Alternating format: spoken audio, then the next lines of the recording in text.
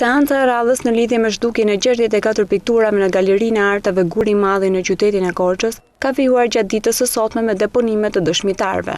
Mimoza Balli, punonjëse e galerisë, ka deklaruar para tokave të zeza se inventarët e pikturave bëheshin rregullisht dhe i dorëzoheshin më pas Sotiraq Xegës. Përgjegjës i tyre, njëkohësisht edhe i akuzuari i vetëm për këtë çështje. Dëshmia e punonjëses është hedhur poshtë nga Xega, i cili është shprehur se ajo ka gënjur, pasi inventarët kanë qenë gjithmonë formal dhe nuk janë bërë asnjëherë në mënyrë fizike, duke e faturuar kështu zhdukjen e pikturave të punonjësit e galerisë. Nuk e ka bërë inventar fizik, asnjëherë. Me jetën time e jam. Me jetën time. Një.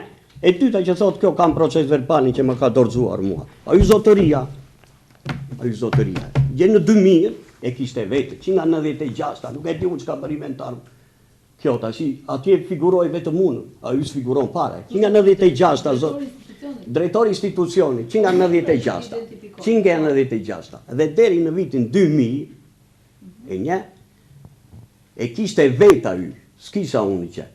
Që ta meni vesh, unë punonja në Arsim. Edhe kam qenë në Podgorie që në 99 jam shkëputur nga Podgoria. Zotëria ka qenë përgjegjësi i 8 muzeumeve edhe i galerisë art. Veç Xegës, i akuzuar për këtë ngjarje ka qenë edhe drejtori i galerisë Vladimir Topi, të cilin gjykata e faktit e ka liruar tashmë nga akuzat. Në seancën e sotme pritej të dëshmonin Kristi Ktona dhe Angjellush Minaj, por mos paraqitja e tyre në gjykat detyroi trupin gjykues që seancën e radhës ta shtyjë për datën 7 tetor, datë në të cilën prokuroria ka thirrur edhe 3 dëshmitar të tjerë.